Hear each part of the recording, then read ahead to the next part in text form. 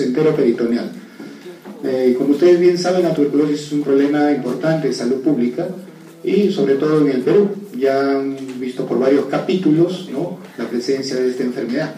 Y eso es debido a que en nuestro país esta enfermedad es sumamente prevalente, ¿no? Acá hay un mapamundi donde acá está ubicado nuestro país y que debe ser el segundo país, el segundo grupo de países donde hay más problema de tuberculosis endémica a nivel mundial, ¿no? Evidentemente estamos superados por los países más pobres, que es el África, el sureste asiático, pero en un segundo grupo venimos nosotros, sobre todo a nivel latinoamericano. Compartimos ese lugar con Haití y con Bolivia en primer lugar en prevalencia de tuberculosis a nivel de Latinoamérica.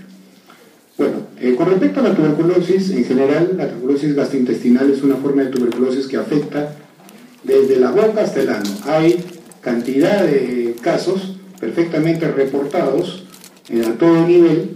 Entonces ahí el problema de tuberculosis puede asentarse en cualquiera de esas zonas, pero particularmente el punto más importante es a nivel intestinal, a nivel de intestino delgado, sobre todo a nivel de ileo. La región ileocecal es definitivamente la forma más importante y más frecuente de TB. Está documentada tuberculosis en el hígado, ni qué hablar. También hay tuberculosis clínica y tuberculosis pancreática. Entre las etiologías más importantes de tuberculosis está el Mycobacterium tuberculosus, el bovis y el avio. El bovis era históricamente un micobacterio muy frecuente debido a la ingesta de lácteos, pero ahora con más importancia y prevalencia está la tuberculosis por el Mycobacterium tuberculoso clásico, y ante el advenimiento del VIH empieza a ser importante el Mycobacterium avium, que como ustedes saben corresponde al grupo de las micobacterias atípicas.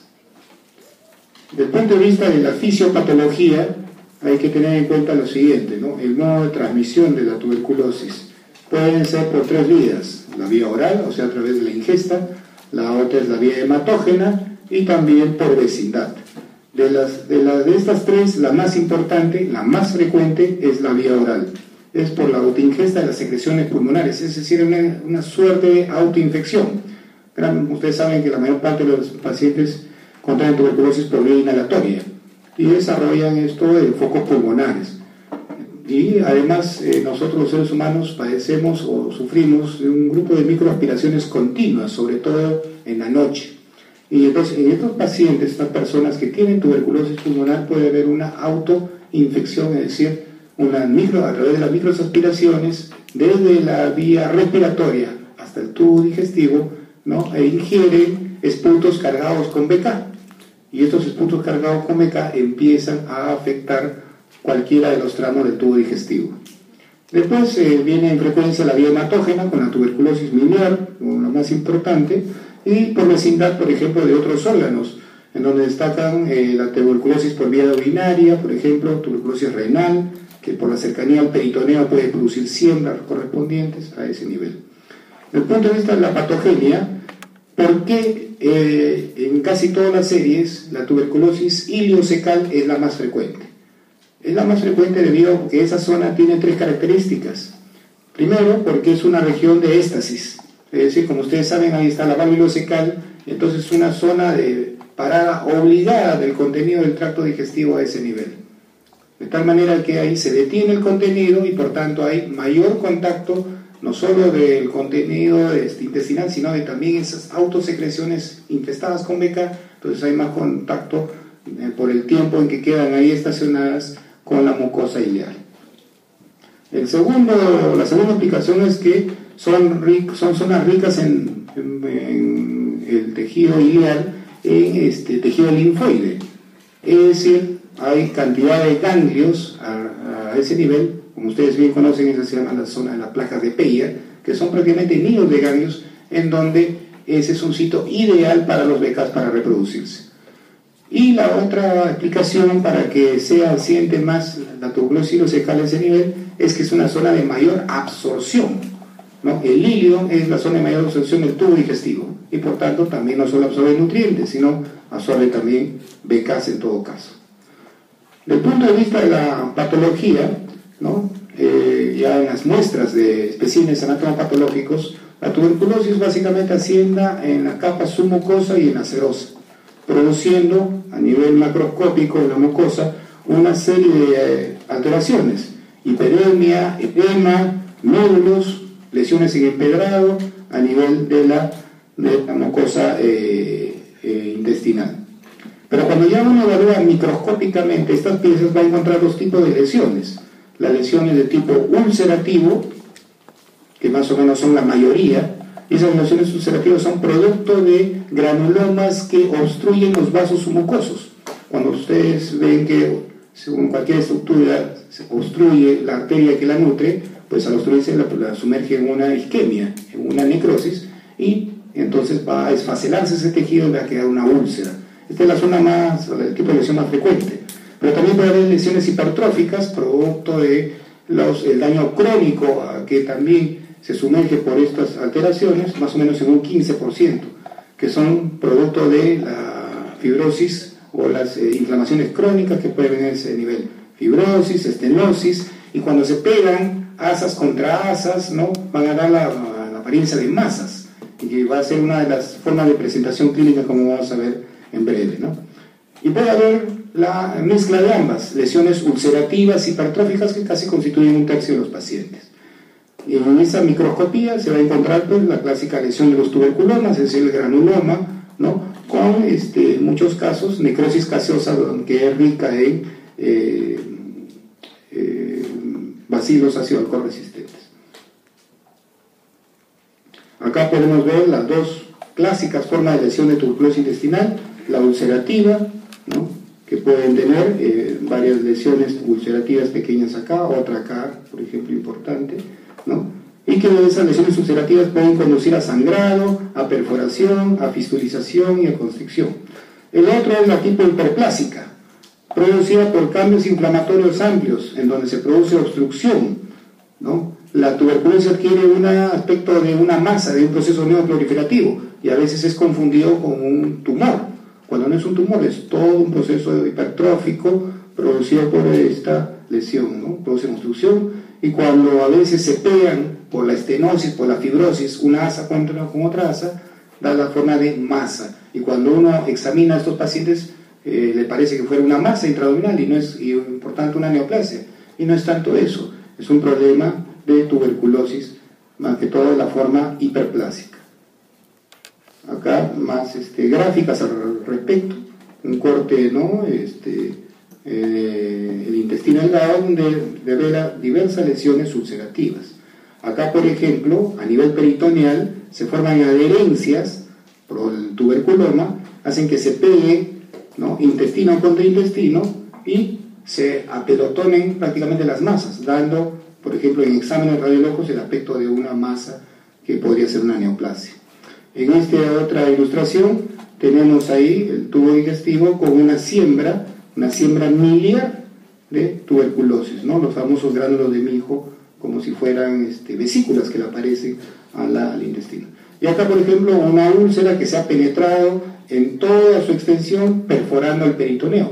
A veces la tuberculosis intestinal puede lugar a ser causa de abdomen agudo por perforación de víscera hueca. Y acá en este otro esquema, ¿no?, lesiones extensas de tuberculosis a nivel de la mucosa intestinal, ¿no? Cuando hay estas lesiones extensas pueden dar lugar a síndromes malabsortivos. Entonces el paciente puede tener como carta de presentación un problema de diarrea crónica, que no deja de ser inusual como faceta clínica, ¿no? Acá, por ejemplo, ¿no?, cuando se asienta en la región ileocecal, retrae la válvula ileocecal y va produciendo, pues, ¿no?, una estenosis a este nivel, y por tanto puede producir una obstrucción a ese nivel. En el Perú, la tuberculosis gastrointestinal generalmente es secundaria casi en un 90% a la forma pulmonar, y solamente hay un 10% que sería una forma primaria de tuberculosis enteroperitoneal. Se hizo hace algunos años un muy buen estudio epidemiológico de casos, una serie de casos en el Revalidati, donde se encontró, por ejemplo, que encontraba antecedentes de haber padecido de tuberculosis pulmonar, un 35%, y contactos en estos pacientes solo una quinta parte. O sea, no quiere decir que la gran parte de los pacientes con tuberculosis no revelan ni pasado tuberculoso aparentemente clínico, ni tampoco historia de contactos. Generalmente la edad poblacional más afectada es la edad productiva, de un 70-80% entre 14 a 44 años, siendo el grupo de amas de casa la más frecuente. Y la prevalencia más o menos es parecida entre hombres y mujeres, donde destaca en especial la colección gastrointestinal, luego viene la peritoneal y la forma combinada entero-peritoneal, y la forma ileocecal, como todas las series en el mundo, es la más frecuente en un 38%, viniendo el resto de ubicaciones. Con respecto al cuadro clínico, ya por lo que más o menos le hemos mostrado un poco por la patogenia y la fisiopatología de la tuberculosis, ¿no? Lo más frecuente de encontrar en estos casos es que son pacientes con enfermedad crónica. El tiempo de enfermedad promedio es de 1 a 6 meses en más o menos el 70-75% de los casos. En segundo lugar, pueden presentarse con combinación de cualquiera de los síndromes que vamos a mostrar, como un síndrome consuntivo en específico, como la tuberculosis que le han sabido enseñar de los otros sistemas, baja de peso, astenia, hiporexia, en el 80% de casos. Más de un 70% viene como fiebre, inclusive puede venir como fiebre de origen desconocido en unos casos, como un síndrome lodoso abdominal, más del 80%, que puede ser difuso, o que característicamente se ubica en la zona donde más afecta, que es la fosa ilíaca derecha, es decir, a nivel ileocecal también un 64%, sobre todo tenido la palpación. Como abdomen peritoneal puede llegar a un 24%, generalmente como tuberculosis peritoneal, no necesariamente como una complicación de tuberculosis, una perforación, sino como tuberculosis peritoneal, donde está afectado de modo difuso el peritoneo. Como ascitis, sinoma ascítico, un cuarto de los pacientes, y hepatomegalia, un porcentaje menor. Como diarrea crónica, también debe estar en todos los tips diagnósticos de diarrea crónica, sobre todo en el Perú. Un 70% de los pacientes con TBT enteroperitoneal lo presentan. Pero también puede presentar lo contrario, constipación, por lo que más o menos hemos explicado. Cuando hay procesos de estenosis o obstrucción, puede presentarse también, pero una minoría de casos. O como un problema de distensión abdominal, que puede ser por dos cosas, o porque hay un síndrome suboclusivo, una obstrucción intestinal por estenosis, o la distensión abdominal se puede ver por ascitis, por líquido, ¿no?, en el peritoneo. En ese caso, generalmente lo que se encuentra es mayormente una ascitis, y mayoritariamente una ascitis exudativa, en más del 90% de los casos. Generalmente, cuando sale ascitis de esta naturaleza, es una ascitis, digamos, de reciente inicio. Y la otra forma es la fibra evidencial, o la forma seca, ¿no?, que es un menos 10%, y eso generalmente se veía antes, cuando no había el diagnóstico precoz de tuberculosis y se dejaba pasar este problema. Se forman no solo líquidos, sino fibrosis y adherencias, y hay múltiples nódulos en diferentes partes del peritoneo, dando el aspecto de lo que antiguamente llamaban un abdomen en tablero de ajedrez, porque habían nodulaciones por todas partes del abdomen. Y como masa palpable, como lo hemos mencionado, casi en un 16% de los pacientes, sobre todo ubicado en la fosa ilíaca derecha.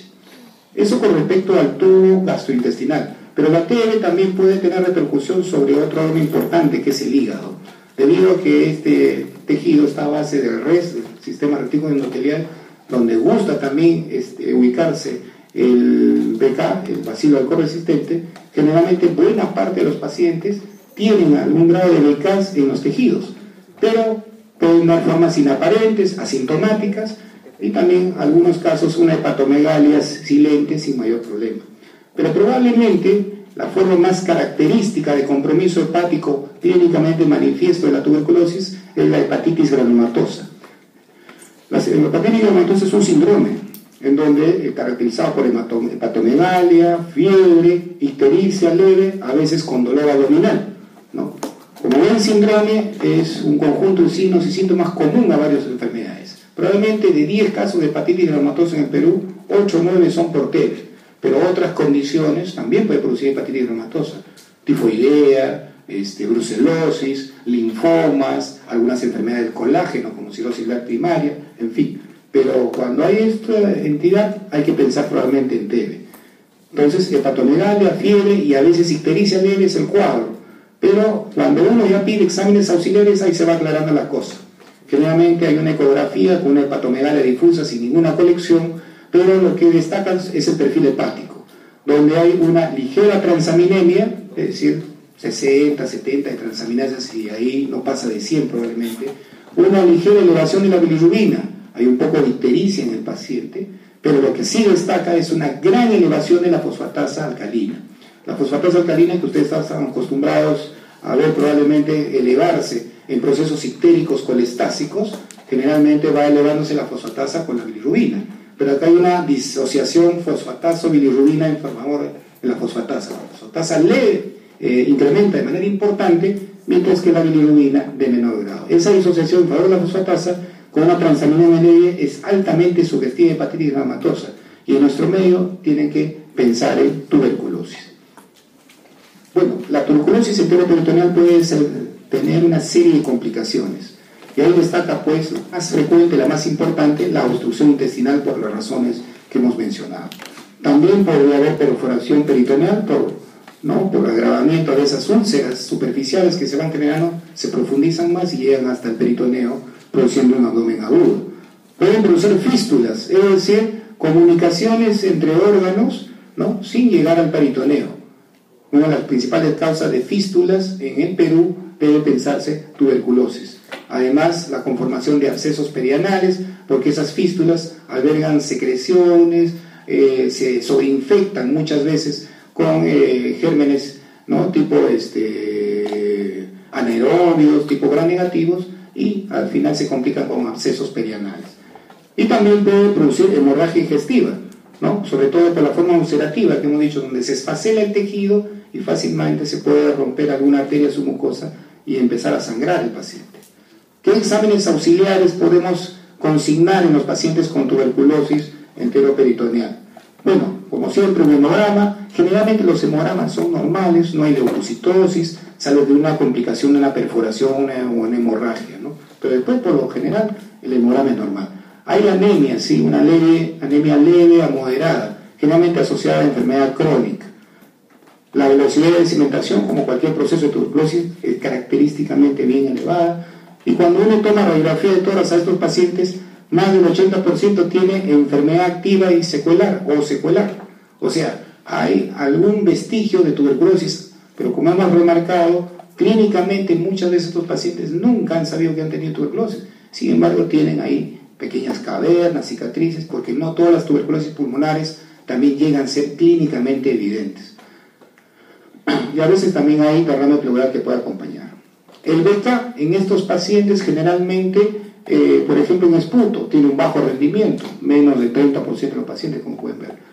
Puede mejorar un poco el rendimiento pidiendo el residuo gástrico, es decir, poniendo una sonda, ¿no?, y hacer un pequeño lavadito con suero salino y recuperar ese lavado gástrico de la sonda, ¿no?, bajo el principio de que en las mañanas hay microaspiraciones y probablemente el paciente pueda tener un BK en el estómago, pero el rendimiento también no es muy bueno. En heces es más evidente, menos del menor rendimiento, menos del 20%. O sea que además de ser oneroso este examen, porque tendría que llevarse toda la muestra de heces del paciente, su rendimiento es pobre, ¿no? Y cuando hay ascitis por tuberculosis, el BKI es positivo en 1/4 de los pacientes. Con eso ustedes pueden tener ya la idea que el diagnóstico bacteriológico es relativamente difícil en una tuberculosis enteroperitoneal y uno tiene que echar mano probablemente de otros elementos. Cuando hay ascitis por tuberculosis, ¿no?, se hace la paracentesis correspondiente, el líquido típico es un amarillo citrino, en 3/4 parte de los pacientes. Lechoso puede ser, o sea, aspecto quiloso en un 20%, y de carácter exudativo y monocitario en la evaluación del líquido. Es decir, el líquido típico de una tuberculosis es, a nivel celular, básicamente monocitos. Polimorfonucleares puede haber en los primeros días, pero después que pasan los días y semanas, ahí es predominantemente monocitario, ¿no? Y ese exudado ahí es un carácter exudado, es decir, rico en proteínas.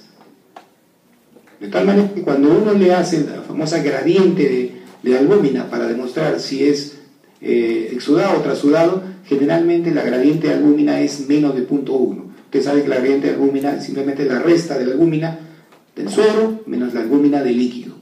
Y ese valor menos de 1.1, que es el punto de corte, da para exudado. Más de 1.1 es un tracto dudado. Y el test de ADA generalmente es positivo, pero con un nivel de test de ADA más de 40 o algunos autores más de 50. Es decir, si sale 20, 30 o 10, eso no es positividad para la tuberculosis. Y en la ecografía hay una síntesis en más del 70% de los pacientes, se revela el líquido, y hepatomegalia en 30%. ¿Cuándo pido yo tomografía abdominal en estos pacientes? Para, por ejemplo, tratar de descartar la posibilidad de ganglios mesentéricos y sobre todo ganglios retroperitoneales crecidos, ya que la ecografía sobre todo no llega bien al retroperitoneo y podría omitirse adenopatías ahí escondidas, que podrían ser por tuberculosis. Acá vamos a tener una serie de vistas, por ejemplo acá una tomografía abdominal, donde acá vemos unos pelotones de ganglios a nivel de zona retroperitoneal y mesentérica, ¿no? Lo mismo aquí, hay en mesenterio algunos pequeños ganglios también presentes por tuberculosis. Acá también una serie de ganglios aquí por tuberculosis. Bueno, algunas lesiones también ahí, algunas tipo masa que producen obstrucción en algunos casos, ¿no? Desde el punto de vista radiológico, la radiología es útil, pero no es específica para tuberculosis. Lo útil de la radiología es que ubica precisamente la zona alterada para probablemente hacerle un estudio endoscópico o un estudio laparoscópico para llegar al diagnóstico bacteriano. Entonces uno utiliza la radiografía para ver dónde está el problema a nivel del largo tubo digestivo que todos tenemos. Y probablemente el primer estudio, si uno sospecha de tuberculosis, tiene que ser una radiografía de colon contrastado con represión ileal. Por lo que ya hemos visto, la frecuencia. Lo más frecuente es que asiente región ileocecal. Entonces, ¿qué está más cerca a la mano? En este caso, el gastroenterólogo. Empezar por un estudio colónico, una radiografía de colon con represión ileal, sobre todo para ver el ilio si hay una alteración, una información. Generalmente, este examen es positivo en 2/3 de los casos, y de ahí uno pasa a un segundo grupo de examen más invasivo, que sería una colonoscopía, inclusive con flanqueamiento a nivel del ilio, para ver de frente y tomar las muestras correspondientes para un examen más preciso, ¿no? Entre las alteraciones que puede ver a nivel intestinal es el estrechamiento de la región ileocecal, el ascenso del ciego. El ciego puede ser jaloneado hacia arriba, puede ascender hacia arriba, eso se llama el signo de Stirling. Cuando uno encuentra el ciego, por ejemplo, a nivel del flanco y más aún a veces del hipocondrio derecho. Si eso es negativo, tendríamos que ir a un estudio, digamos, que se haga por vía oral a través del tránsito intestinal. Cuya normalidad está en un 60% de los casos. ¿Qué se puede encontrar? Vuelvo a repetir, todo esto es inespecífico, ¿no? Un tránsito intestinal acelerado, la famosa fragmentación de vario, significa que el intestino está pintado por segmentos, ¿no? Intercalado con zonas mudas, zonas negras, que vamos a ver en breve. Algunas estrecheces ileales, intestinales, sobre todo a nivel del ilio, que hacen que haya un desfiladerito por donde pasa la sustancia de contraste, se llama el signo de la cuerda. También puede haber defectos de relleno en algunos pacientes, bordes irregulares de la mucosa debe ser atrasado del lápiz bien evidente, engrosamiento de pliegues y también el signo de floculación de vario, o algunos le llaman el signo de la levada. Es como decir puntitos del vario que asientan sobre la luz intestinal, que da la impresión que hubiera sido como que hubiera caído copitos de nieve, y que son la traducción de la floculación del vario o signo de la nevada. Acá en esta imagen, para ilustrarles lo que comentábamos, el signo de Stirling. Acá debería estar, la región cecal adelgazada, debería estar en esta zona, miren dónde está, casi en la zona de hipocondrio derecho con el franco. Ha ascendido el ciego por tracción de las cicatrices y adherencias que forman la tuberculosis. Acá en esta radiografía de represión colónica, ¿no? Como podemos ver, así se debe distender el colon. Sin embargo, aquí no se logra distender, totalmente irregular, ¿no? O sea, la clásica afectación, en este caso, ilio-cecal de la tuberculosis.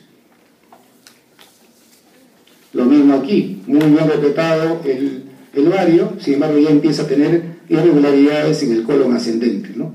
No repleta como corresponde. Acá un tránsito intestinal. Este es un tránsito intestinal normal. Se ven las válvulas conniventes, se ve la continuidad del vario. Acá, como pueden ver, están como islotes el vario. A esto se llama la fragmentación del vario.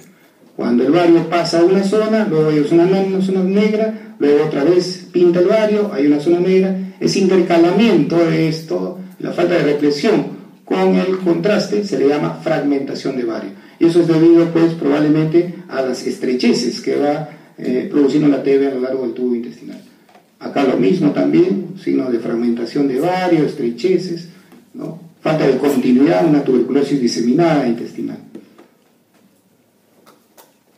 Bueno, una otra vista tomográfica donde se puede ver algunos ganglios, en fin. Bueno, y el diagnóstico, luego de probablemente haber hecho, pues, ¿no?, cualquiera de estos exámenes invasivos y haber localizado la zona sospechosa, se va, pues, al examen invasivo correspondiente. En gran parte de los casos está en la región ileocecal y se tiene que indicar una colonoscopía. En la visión macroscópica, lo que se encuentra de la colonoscopía es que el colon y la región del hilo distal tienen áreas lesionadas con superficie eritematosa, edematosa, con nódulos dispersos, informaciones polipoides, hay úlceras también que característicamente tienen una orientación circular, siguiendo a las austras. Áreas de empedramiento como empedrados son las nodulaciones que produce en la mucosa la afectación tuberculosa. También se puede encontrar estenosis, dilataciones, orificios fistulosos, la deformidad, inclusive cuando pasa el endoscopio, que debía pasar con suma facilidad, en algunas zonas hay dificultad, hay rigidez para que pase el endoscopio y por tanto eso es producto de la enfermedad que afecta la pared. Y bueno, de ahí se obtienen las lesiones, pues, precisamente donde vamos a evidenciar probablemente los granulomas, en donde pueden ser BK positivos o negativos. No en todos los casos va a haber positividad a la hora de hacer el examen de la tinción de SNILS. Pero en nuestro país, la primera posibilidad con un granuloma, aunque sea sin necrosis gaseosa, debe ser tuberculosis y justificaría de todas maneras el inicio de tratamiento. Y en algunos casos, sobre todo en la tuberculosis enteroperitoneal, donde hay ascitis y no se llega a un diagnóstico, se indica la laparoscopía, es decir, se ingresa con una operación con un laparoscopio, se ve la superficie de la serosa que cubre a los intestinos, y si se ven gránulos de mijo, se toman biopsias de esas zonas. Si se ven zonas de adherencias entre intestinos, se toma muestra de esa zona, que probablemente justifique en la evaluación patológica la presencia de tuberculosis. Acá, bueno, una referencia para hacer el gran diagnóstico diferencial desde el punto de vista colonoscópico en los Estados Unidos, esto es más importante, con la enfermedad de Crohn. Casi toda la clase que les estoy dictando le puedo cambiar de título y poner la enfermedad de Crohn, porque la TB se parece a la enfermedad de Crohn, hasta en la anatomía patológica, pues se le conoce también como enteritis regional o enfermedad granulomatosa de Crohn. Hay granulomas. La diferencia que en el Crohn son granulomas sin necrosis gaseosa, lo que sí hay en la tuberculosis. Después puede producirse todo lo que hemos mencionado: diarrea, masas, fiebre, baja de peso, fístulas, abscesos, idénticos, se parece todo, en todo caso. Y acá hay diferencias del punto de vista endoscópico, para que practiquen su inglés, ¿no?, de confrontar Crohn con tuberculosis intestinal del punto de vista endoscópico, ¿no? El Crohn lo caracteriza lesiones anales, úlceras longitudinales, distinto a la TB, que es úlceras transversales, siguiendo la circularidad del intestino, ¿no? Úlceras aftosas, tipo aftas en el Crohn, y una apariencia de empedrado, pero más evidente en el Crohn que la tuberculosis. En cambio, la TB intestinal es compromiso, es de menos segmentos intestinales. En el Crohn es más parchada la cosa, más difusa, por eso se le llama enteritis regional, porque está dispersado en varios niveles. y donde pues en los pacientes con tuberculosis las úlceras transversales, ¿no?, con lesiones hipertróficas que rodean la mucosa y múltiples estenosis pueden ser características más en TB que en Crohn.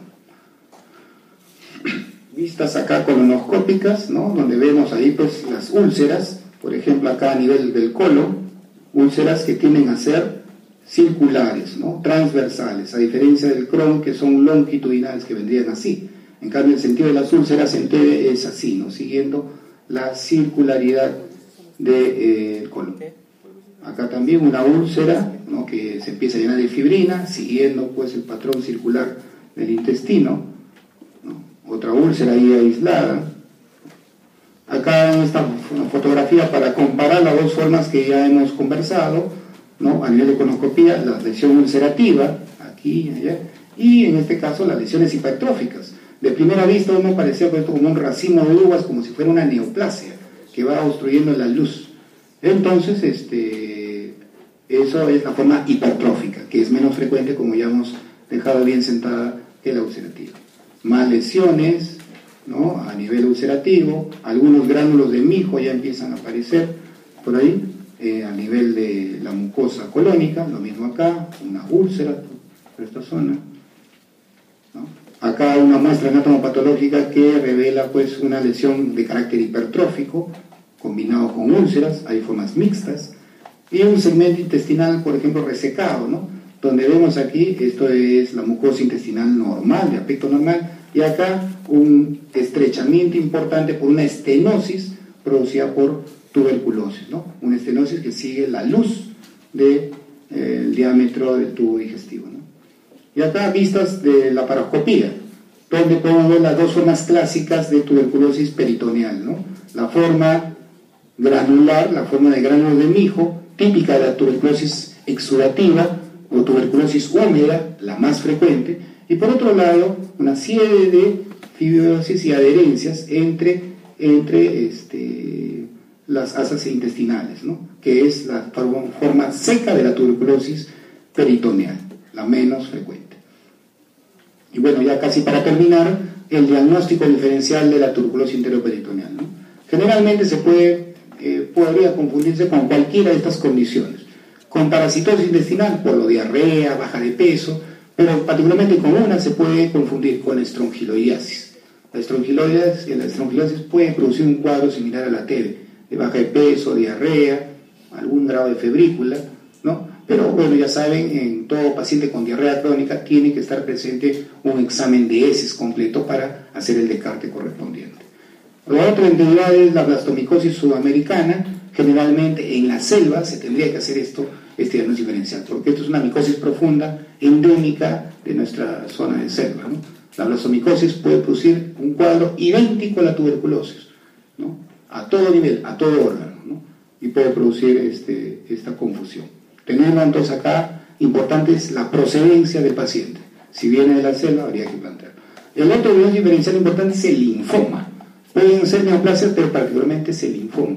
¿Por qué? Porque el linfoma gusta sentarse precisamente donde hay placas de Peyerl, es en el ilio.